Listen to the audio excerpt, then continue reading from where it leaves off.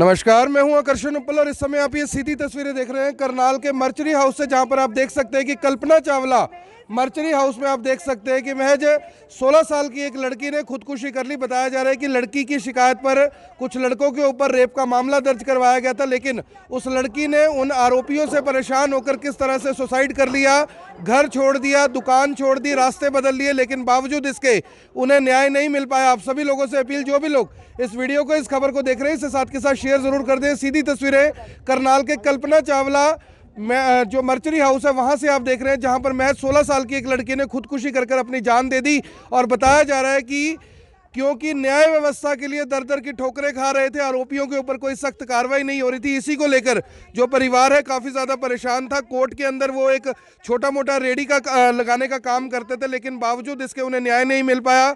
Court से उन्होंने अपनी दुकान को छोड़ दिया, किस तरह से मकान को कई बार बदला और आरोपियों ने कई बार उन्हें धमकाया, डराया, केस वापस लेने का दबाव बनाया। इसी के चलते लड़की और उसका परिवार नीलोखेड़ी चले गए थे, लेकिन वहां पर जाकर उस लड़की ने सुसाइड कर लिया। हमारे साथ परिवार के कुछ लोग हैं, उनसे एक बार बातचीत करते हैं कि क्या कुछ पूरा मामला था।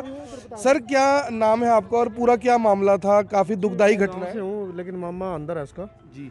2019 में रेप हुआ था इस लड़की का। तो 4 आरोपी थे जी। एक आरोपी गिरफ्तार है, अंदर है अब जी, लेकिन 3 आरोपी फरार है इसमें। तो पिछले महीने भी तारीख थी कोर्ट में, तो लड़की बड़ी डरी डरी रहती थी, डिप्रेशन में रहती थी। रात कई बार तो रात को उठ जाती थी, रोने लग जाती थी, अपने मामा को बोलती थी भाई मुझे शायद इंसाफ मिले ना मिले। तो यही उसके दिमाग पे प्रेशर था। और जब वकील के पास आते थे कोर्ट में लेके, तो बात नहीं हो जाती थी वो। तो उसमें ये भी लगता था उसको भी कहीं मैं स्कूल में जाऊंगी तो क्या होगा मेरे साथ, बच्चों को पता लगेगा, बच्चे पता नहीं मेरे साथ कैसा बिहेव करेंगे, या समाज में क्या रहेगा मेरा, क्या नहीं रहेगा। तो डिप्रेशन में थे काफ़ी। तो कल उसके दिमाग में ऐसी पता नहीं कौन सी बात आई, तो कल उसने फांसी लगा ली। क्या नाम है आपका? मेरा नाम राजेंद्र कल्याण है, गाँव पूजम से। राजेंद्र जी, पता लगा था कि जो लड़की का परिवार है वो छोटा मोटा रेडी वगैरह लगाते सेक्टर 12, वो भी उन्होंने काम छोड़ दिया, घर भी कई बार बदला। हाँ, यहाँ से पहले करनाली रहते थे ना, तो इन्होंने प्रेशर वगैरह डाला, जैसे भाई आप लोग फैसला कर लो, या फिर धमकाया। तो यहाँ से डरते फिर वो नीलोखड़ी में शिफ्ट हो गए। नीलोखड़ी में फिर अपना बेचारे काम धंधा करते थे, गरीब आदमी है। तो घर में कोई नहीं था कल। तो लड़की ने अपना दिमाग में वही बातें घूमती थी उसके, तो इनके चलते उसने कल फांसी लगा ली। कितनी उम्र थी उसकी? लड़की की जब 2019 में इसका रेप हुआ उस टाइम 12 साल की थी, अब 14 साल की है। 14 साल की है। और मेरे ख्याल लड़कियां और भी हैं परिवार में? हाँ, एक लड़की हो रहा है, एक भाई है इसका। हाँ जी। तो क्या कुछ आपको लग रहा है कि जो जिस न्याय के लिए वो भटकते रहे, वो न्याय उन्हें मिल पाया? क्योंकि एक आरोपी तो अंदर है, 1-2 की जमानत भी होगी थी उसमें। मुझे तो मैं तो प्रशासन से यही मांग करता हूँ कि इन दोषियों को सज़ा मिले और इस लड़की की आत्मा को शांति जब भी मिलेगी जी। क्योंकि देखो दिमाग पे इतना प्रेशर था जब भी उसने फांसी ली है, नहीं तो कोई भी इंसान अपने जीवन को ख़त्म करना तो चाहेगा नहीं, और वो भी इतना छोटा बच्चा। और इतना छोटा बच्चा। तो कहीं ना कहीं इतना गलत हुआ उसके साथ कि उसने फांसी लगाई है। तो माता पिता नहीं आए उसके मर्चरी हाउस? नहीं, माता पिता नहीं आए, माता पिता उधर ही है घर पे, उनका रो रो के बुरा हाल है। तो हम ही आए हुए थे अभी। तो क्या कुछ मांग करना चाहेंगे? हम तो प्रशासन से ही मांग करते हैं कि अभी दोषियों को गिरफ्तार करें, उनको सजा दे जी। कोई सुसाइड नोट वगैरह कुछ लिखा? सुसाइड नोट कोई नहीं है। कोई सुसाइड नोट नहीं, कोई सुसाइड नोट। तो कारण यही है, कोई और कारण नहीं? यही कारण है, और कोई कारण ही नहीं है कि कोर्ट में केस चला हुआ है जी।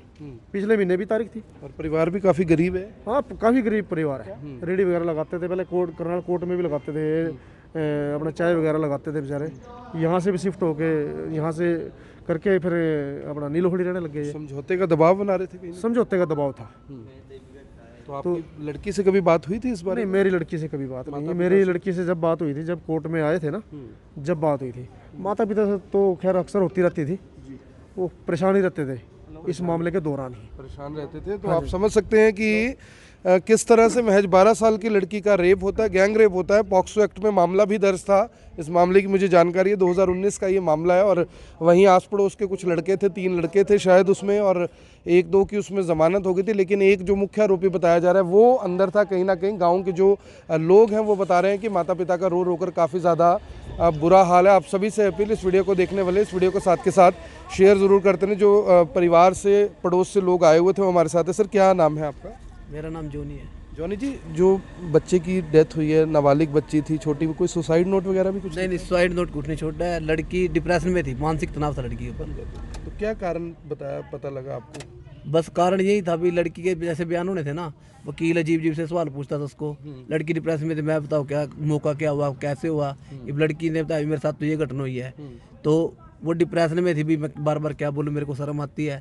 और जब रात को सोचते उठ जाती भी मेरे साथ क्या हो गया, अभी चार लड़कों ने किया मेरे से, उसके बाद भी मेरे को इंसाफ नहीं मिल रहा। तो हमने उसको समझाया भी, लेकिन लड़की बहुत ज़्यादा डिप्रेशन में चली गई थी और मानसिक तनाव के कारण वो बस यहाँ से उनको नीलोखड़ी भी शिफ्ट किया, लेकिन उसका मानसिक तनाव कम नहीं हुआ। परिवार भी परेशान था काफी? परिवार तो परेशान था, लेकिन परिवार काम पे चला जाता था। तो जॉनी जी, यहाँ से जो दुकान थी उनकी सेक्टर 12 में, वो भी उन्होंने छोड़ दी थी, मकान भी छोड़ दिया था। इवन देन आप आरोप लगा रहे हैं कि वो जो आरोपी थे दबाव बना रहे थे कहीं ना कहीं। हाँ, पहले दबाव बना रहे थे वो जब यहाँ रह रहे थे सर। क्या काम करते थे माँ बाप उसके? वो हाँ, रेडी का काम करे, छोले कुलचे की रेडी। छोले कुलचे की रेडी लगाते थे। और आप समझ सकते हैं कि एक तो पहले बच्ची के साथ रेप हुआ, उसके बाद से ये उल्टे सीधे जो सवाल हैं, जो बताया जा रहा है कि जो वकील सवाल पूछता है उससे कहीं ना कहीं जो बच्चा था वो काफ़ी ज़्यादा डिप्रेशन में था, जो लड़की थी वो काफ़ी ज़्यादा डिप्रेशन में थी। और किस तरह से, यानी कि जो आरोपी हैं इसमें, जो मुझे जानकारी है कि उसमें 2 सगे भाई हैं और एक शायद कोई चचेरा भाई है। कुल 3 इसमें आरोपी थे, 2 की ज़मानत हो गई थी। एक जो मुख्य आरोपी है उसकी ज़मानत इसमें नहीं हो पाई। हालांकि डीएसपी लेवल के जो इंक्वायरी थी वो इस मामले में हुई थी और उसमें 1 या 2 दोषी जो मुझे याद है, आरोपी याद है, उनको निकाल दिया गया था। लेकिन एक आरोपी फ़िलहाल अंदर है और जो दावा है परिवार का वो ये है कि कहीं ना कहीं परिवार की ओर से, जो आरोपियों का परिवार था उनकी ओर से काफ़ी ज़्यादा दबाव बनाने की कोशिश की जा रही थी। जब लड़की का रेप हुआ था तब उसकी उम्र 12 साल थी, इस समय उसकी उम्र 13 से 14 साल थी। 2019 का ये मामला है, फिलहाल 2021 चल रहा है। 13 से 14 साल की बच्ची ने सुसाइड कर लिया। सुसाइड महज इस बात से कि पहले उसका रेप होता है, 2 भाई और एक चचेरा भाई, कुल 3 लोग थे शायद जो रेप करने वाले थे। उनमें से 1-2 की जो मुझे याद है, क्योंकि पुराना मामला है थोड़ा, उसमें ज़मानत हो गई थी, लेकिन एक मुख्य आरोपी फिलहाल अंदर था।